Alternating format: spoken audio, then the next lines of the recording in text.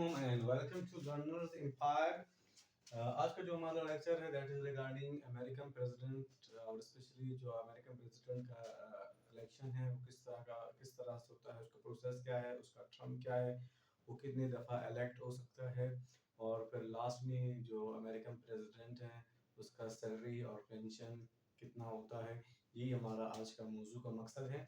तो चलते हैं फर्स्ट वन के जो अमेरिकन प्रेसिडेंट किस कौन हो सकता है, means who can be the president of America, उसके लिए क्या क्वालिफिकेशन रिक्वायर्ड है। तो मेनली कोई भी शख्स जिसका एज 35 साल या उससे ज़्यादा हो और सेकेंडली वो वहाँ पे अमेरिकन सिटीज़न हो, यानी कि वहाँ पे उसका पैदाइश हो, नेशनल बर्न ऑफ सिटीज़न, यानी कि जो उसका पैदाइश है वो अमेरिका में ही हो। और नंबर थर्ड है कि वो 14 साल तक अमेरिका का कोई भी स्टेट में रहे।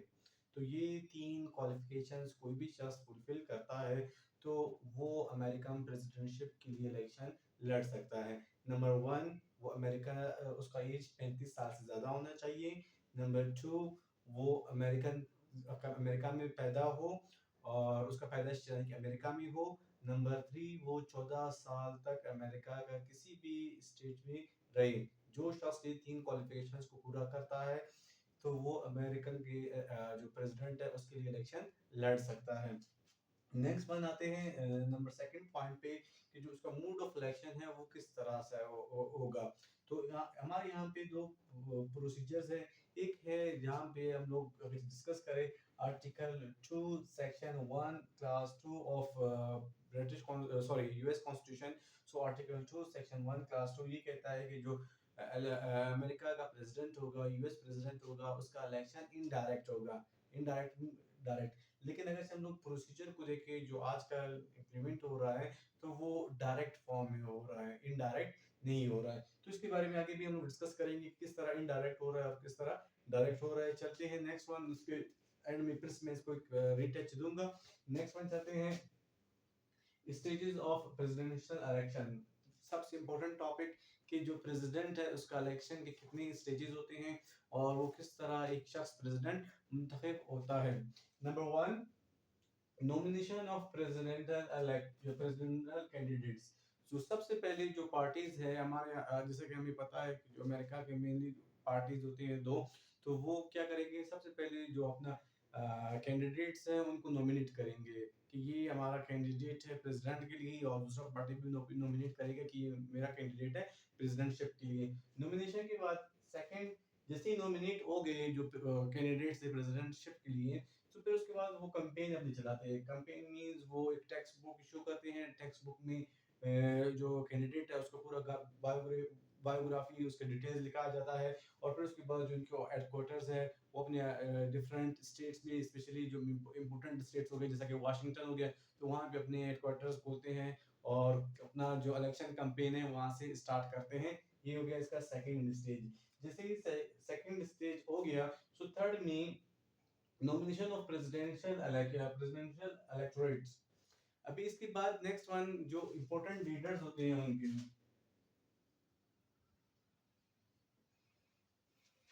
जितने भी इम्पोर्टेंट लीडर्स होते हैं तो हर स्टेट में वो जो पार्टीज है वो अपने लीडर्स को नॉमिनेट करते हैं, क्योंकि यहाँ पे प्रेसिडेंट डायरेक्टली इलेक्ट नहीं होता है। पहले जो प्रेसिडेंशियल इलेक्टोर्स होते हैं वो इलेक्ट होते हैं, फिर वो प्रेसिडेंट को इलेक्ट करते हैं। यानी कि जो आम शहरी है, आम सिटीजन है, जो आम मखलूक है, वो क्या करते हैं, वो प्रेसिडेंशियल इलेक्टोरेट को इलेक्ट करते हैं। जैसे कि अभी हमारे यहाँ पे पाकिस्तान में अभी वजीर आजम हो गया या सदर हो गया, ये स्पीकर हो गया, तो हम लोग वजीर आजम, सदर, स्पीकर को डायरेक्ट इलेक्ट नहीं करते हैं। हम लोग क्या करते हैं, हम लोग सिर्फ मिनिस्टर्स को जो किसी भी एरिया में हो, जैसे कि एमपीएज हो गए या एमएनएज हो गए, हम लोग उनको इलेक्ट करते हैं। अभी जो एमएनई या एमपीएज होते हैं वो क्या करते हैं, वो जाके हाउस में बैठते हैं और फिर वो आम हाउस में बैठ के वो अपने लिए सीएम भी इलेक्ट करते हैं, अपने लिए पीएम भी इलेक्ट करते हैं, अपने लिए स्पीकर भी इलेक्ट करते हैं। तो इस तरह जो प्रेसिडेंशियल इलेक्टोर्स होते हैं वो जो पार्टीज होते हैं वो नॉमिनेट करते हैं अपने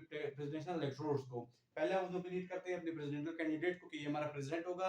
फिर नेक्स्ट लेवल पे वो क्या करेंगे जो इनके प्रेसिडेंशियल इलेक्टोरेट्स होते हैं वो उनको नॉमिनेट करते हैं कि सपोज हो कि ये स्टेट है, इस स्टेट का ये शख्स प्रेसिडेंशियल इलेक्टोरेट है, यानी कि आप लोगों ने, आम आवाम ने इसको वोट देना है, फिर वो प्रेसिडेंट को वोट देगा। सेकंड स्टेज पे, और ये कौन होते हैं, ये जो इंपॉर्टेंट लीडर्स होते हैं किसी भी पार्टी के। अभी सपोज हो कि एक पार्टी है, इसका जो सबसे important, the most important leader, उसको वो नॉमिनेट, उसका नॉमिनेशन होता है प्रेसिडेंट के लिए। बाकी जो बचते हैं पार्टी के लीडर्स, फिर वो प्रेसिडेंशियल इलेक्टोरेट्स होते हैं, उनका जैसे नॉमिनेशन होता है, फिर उसके बाद उनका क्या होता है, इलेक्शन होता है। अभी सपोज हो कि फर्स्ट स्टेज ऑफ इलेक्शन है वो यहाँ से शुरू होता है। फर्स्ट स्टेज फर्स्ट स्टेज में क्या होता है, फर्स्ट स्टेज में सेक्शन 1 आर्टिकल 2 में ये लिखा गया है, कॉन्स्टिट्यूशन का, यूएस कॉन्स्टिट्यूशन का सेक्शन 1 आर्टिकल 2 में ये लिखा गया है कि पहले क्या होंगे, पहले प्रेसिडेंशियल इलेक्टोरेट्स इलेक्ट होंगे। उनके इलेक्शन के बाद जैसे ही वो इलेक्ट होते हैं, और इनका नंबर कितना होगा, इनका नंबर है 580, यानी कि जो प्रेसिडेंशियल इलेक्टोरेट्स होंगे, जितने भी मेंबर्स होंगे हाउस ऑफ रिप्रेजेंटेटिव्स में और सेनेट में, हाउस ऑफ रिप्रेजेंटेटिव के जो मेंबर्स हैं वो 438 होते हैं, और सेनेट के मेंबर्स 100 होते हैं। तो जितने भी मेंबर्स दोनों हाउसेस में मौजूद होंगे, उतनी ही मेंबर्स प्रेसिडेंशियल इलेक्टोरेट्स होंगे। तो टोटल कितने प्रेसिडेंशियल इलेक्टोरेट्स होते हैं, 580। पहले इनको इलेक्ट किया जाता है। इनको कौन इलेक्ट करता है, इनको आम जो शहरी है वो इनको इलेक्ट करते हैं। जैसे ही आम शहरी ने पहले स्टेज में जो प्रेसिडेंशियल इलेक्टोरेट्स के उनको इलेक्ट किया, सपोज कि बहुत ज्यादा इलेक्टोरेट्स थे, लेकिन उनमें से जो 580 इलेक्ट हुए, फिर ये 580 सेकंड स्टेज में जाते हैं। सेकंड स्टेज यहाँ से शुरू होता है।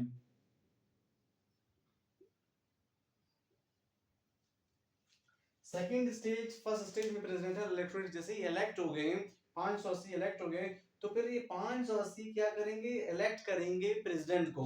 और प्रेसिडेंट को जो 580 है, उनमें से जिसने भी, या जो भी इलेक्टोरेट्स थे, या जो प्रेसिडेंट कैंडिडेट है, अगर जो भी उसको 270 वोट मिलता है उनसे, प्रेसिडेंशियल इलेक्टोरेट जो प्रेसिडेंट है, उसको सपोज कि दो प्रेसिडेंट्स होते हैं, दो प्रेसिडेंट्स में अभी नॉमिनेशन तो दो का हुआ है, लेकिन दो में से जिसको 270 वोट्स मिलते हैं, 270 वोट को मिलने के बाद उसको विनर कंसीडर किया जाता है, और उसको प्रेसिडेंट माना जाता है।